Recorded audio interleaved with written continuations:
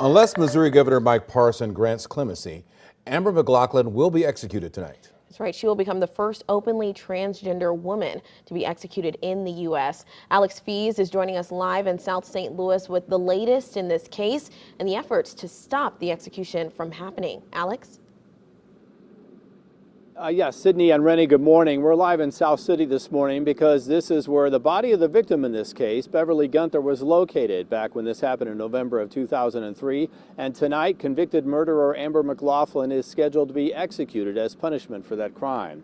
Now, McLaughlin is scheduled to die by lethal injection at 6 o'clock tonight. Her attorney says a clemency request focuses on her traumatic childhood and mental health issues, which he says the jury never heard in the trial.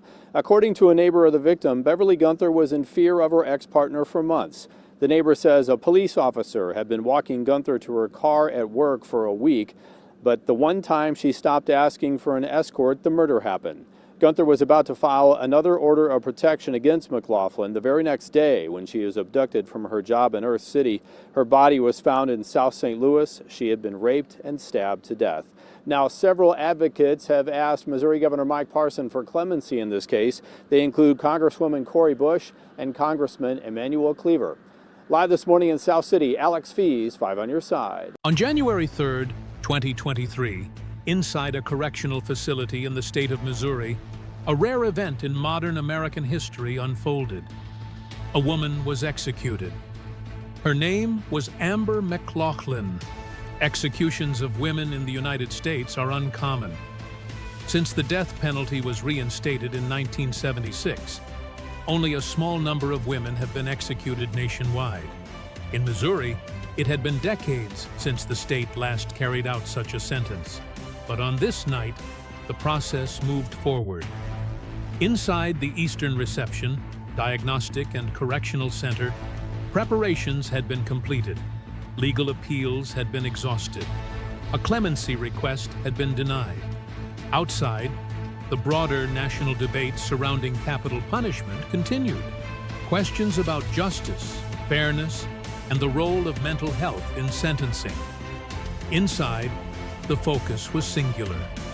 Amber McLaughlin had been convicted of the 2003 murder of Beverly Gunther in St. Louis. The case had drawn attention for years, not only because of the crime itself, but because of the legal arguments that followed. This is the story of how that case unfolded, from relationship to conflict, to violence, and ultimately to execution. After the relationship ended, court records show that Amber McLaughlin began engaging in repeated unwanted contact with Beverly Gunther. Testimony later presented in court described a pattern of stalking behavior. McLaughlin appeared at Gunther's workplace. She showed up at locations connected to her daily routine. The contact was persistent. Over time, the behavior escalated to a level that caused concern. Beverly Gunther sought legal protection. A restraining order was issued. But according to court documents, the order did not fully stop the behavior. Investigators later determined that McLaughlin continued to monitor Gunther's movements and maintain contact. This pattern, documented through testimony and legal filings, showed a progression. What had once been a relationship had transformed into a situation defined by control, proximity, and tension. By late 2003, that tension would reach a breaking point. Court filings and post-conviction records describe a difficult and unstable early life for Amber McLaughlin. During later legal proceedings, her attorneys presented evidence that she had experienced abuse and significant trauma during childhood. These details were introduced as mitigating factors, information meant to provide context for her behavior later in life. Public records indicate that as an adult, McLaughlin lived in Missouri and held various jobs. Like many individuals rebuilding their lives, she moved through different roles and environments. At some point, she entered into a relationship with Beverly Gunther. Gunther worked in an office setting in the St. Louis area.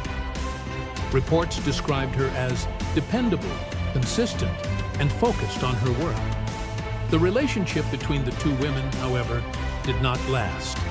And when it ended, the separation did not bring distance.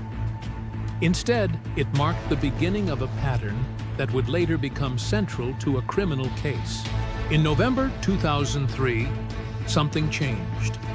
At an office building in St. Louis, co-workers noticed that Beverly Guenther had not arrived for her scheduled shift. For someone described as reliable, the absence stood out immediately. There was no call, no explanation. Concern began to grow. Co-workers attempted to reach her. When those attempts failed, authorities were contacted. A missing persons investigation began.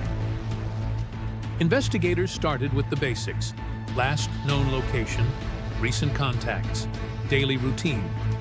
As they retraced her steps, one name began to stand out: Amber McLaughlin, a person with a known history of contact, a person connected to the victim's recent past. Days after Beverly Guenther was reported missing, the investigation reached a critical turning point. Search efforts and investigative work led authorities to an area near the Mississippi River in St. Louis. It was there that her body was discovered. The search had come to an end, but a homicide investigation had begun. For investigators, the discovery confirmed that this was not a disappearance, but a violent crime. The scene was processed by law enforcement and forensic teams. Evidence was carefully collected, documented, and preserved. Every detail mattered as investigators worked to reconstruct what had happened in the days since Guenther was last seen. A medical examination was conducted. According to court records and official findings, Beverly Guenther had been sexually assaulted and killed. The case now shifted fully into a criminal investigation focused on identifying the person responsible. Detectives began reviewing everything they had gathered so far: witness statements, prior reports, and known associations in the victim's life. Attention quickly returned to an individual who had already been on their radar: Amber McLaughlin. Her prior connection to the victim, along with documented reports of stalking and repeated contact, made her a central figure in the investigation. As detectives continued to build the timeline, pieces of information began to align. Witness accounts placed McLaughlin in proximity to the victim before her disappearance. Her past behavior established a pattern that investigators could not ignore. What had once been a missing persons case was now becoming clearer. The evidence, the history, and the circumstances were beginning to converge. And as they did, one name continued to stand at the center of it all: Amber McLaughlin.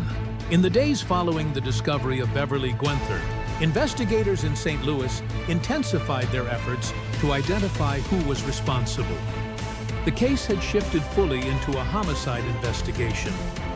Detectives began assembling a timeline of the victim's final known movements, examining where she had been, who she had spoken to, and what had happened in the hours before she disappeared.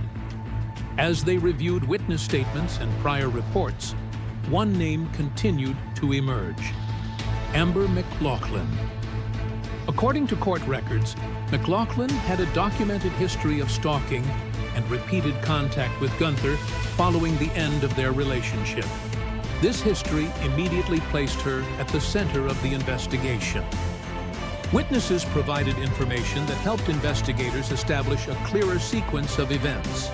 Reports indicated that McLaughlin had been present near the victim's workplace around the time of her disappearance. Detectives compared these accounts with physical evidence and investigative findings. As the pieces came together, the focus narrowed. The connection between McLaughlin and the victim was no longer circumstantial.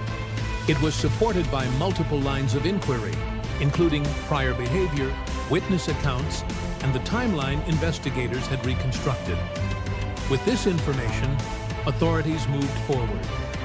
Amber McLaughlin was taken into custody and formally charged in connection with the murder of Beverly Guenther. The arrest marked a turning point. What had begun as a missing persons case had now led to a suspect. And as the investigation concluded, the case transitioned from law enforcement to the courtroom, where prosecutors would begin presenting the evidence that they believed proved Amber McLaughlin's responsibility for the crime. This case still raises so many questions. Do you think this was a crime of cruelty or a desperate act of a troubled mind? Share your thoughts in the comments. I'll be reading every single one. Don't forget to subscribe for more true crime stories every week. The case against Amber McLaughlin moved into the courtroom in the state of Missouri. She stood trial for the murder of Beverly Gwenther as prosecutors laid out the evidence they had gathered during the investigation. In court, the prosecution presented witness testimony, investigative findings, and evidence that linked McLaughlin to the victim's disappearance and death. They described a pattern of stalking behavior leading up to the crime, arguing that the killing was the result of escalating actions following the end of a personal relationship. The timeline constructed by investigators was introduced to the court, placing McLaughlin in proximity to Gunther around the time she went missing. Prosecutors argued that the evidence demonstrated intent and responsibility. The defense, in turn, focused on McLaughlin's background. During the proceedings and later legal stages, her attorneys highlighted her history of trauma and mental health struggles, factors they argued should be considered in understanding her actions and in determining punishment. After hearing the evidence, the court found Amber McLaughlin guilty of murder. What followed was an unusual sentencing process. Under Missouri law at the time, because the jury was unable to reach a unanimous decision on punishment, the responsibility for sentencing shifted to the judge. Instead of a jury recommendation, the judge imposed the sentence: death. This outcome would later become a central issue in appeals, with attorneys arguing that the sentencing process raised constitutional concerns. But at that moment, the decision was final. The court accepted the prosecution's position that the crime was deliberate and violent. And with that, Amber McLaughlin was sentenced to death for the murder of Beverly Gwenther. The trial had ended, but the legal battle was far from over. In the years following the conviction, the case of Amber McLaughlin moved into the long and complex process of appeals. As with most death penalty cases in the United States, her sentence triggered automatic review by higher courts. What followed was a series of legal challenges that would unfold over nearly 2 decades. Her attorneys argued that key aspects of the case deserved closer scrutiny. Among their central arguments was McLaughlin's history of trauma and mental health issues.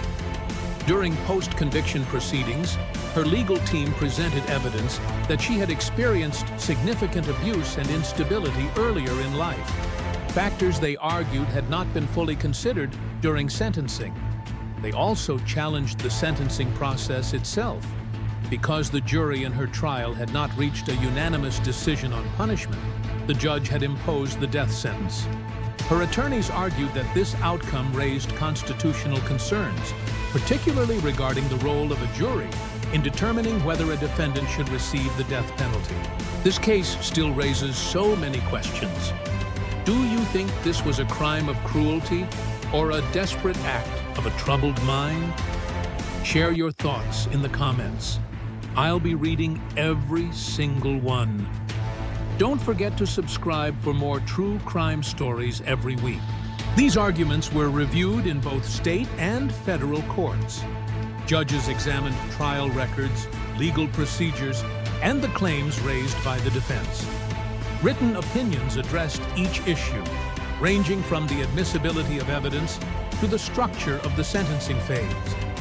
But despite these challenges, the courts consistently upheld both the conviction and the sentence. Appeal after appeal was denied. As the years passed, the legal avenues available to McLaughlin became increasingly limited. Each ruling brought the case closer to its final stage. By the early 2020s, the appeals process had largely run its course. The remaining option was executive clemency, a decision that rested not with the courts, but with the governor of Missouri. And as that final decision approached, the possibility of execution became no longer theoretical, but imminent. On January 3, 2023, the final stage of the case against Amber McLaughlin reached its conclusion. At the Eastern Reception, Diagnostic and Correctional Center, preparations were underway to carry out the sentence that had been imposed decades earlier. In the hours leading up to the execution, final legal efforts were made. Attorneys sought to halt the process, raising last-minute appeals and requests for intervention. The final decision, however, rested with the governor of Missouri. Governor Mike Parson reviewed the case, including the details of the crime, the legal history, and the arguments presented for clemency. He ultimately denied the request. With that decision, the legal process came to an end. That evening, Amber McLaughlin was executed by lethal injection. Officials later confirmed that she was pronounced dead at the facility. The execution marked the final step in a legal process that had spanned nearly 20 years, from the 2003 murder of Beverly Gwenther to the conclusion of all appeals. It also marked a rare moment in modern American history. Executions of women in the United States remain uncommon, and in Missouri, it had been decades since a woman had been put to death. For some, the outcome represented justice carried out after years of legal review. For others, it raised continued questions about the death penalty, particularly in cases involving mental health and long-term incarceration. The case of Amber McLaughlin remains part of a larger national conversation. For some, it represents justice for Beverly Gwenther. For others, it raises ongoing questions about mental health, sentencing, and the death penalty. What is clear is this: a relationship ended in violence, a life was lost, and years later, another life ended in the name of justice. In the end, the case of Amber McLaughlin came to a final and irreversible conclusion. A crime that began with a personal relationship ended with a sentence carried out by the state. And with it, a story that continues to be part of a larger national conversation about justice, punishment, and the human lives at the center of both. This case still raises so many questions. Do you think this was a crime of cruelty or a desperate act of a troubled mind? Share your thoughts in the comments. I'll be reading every single one. Don't forget to subscribe for more true crime stories every week.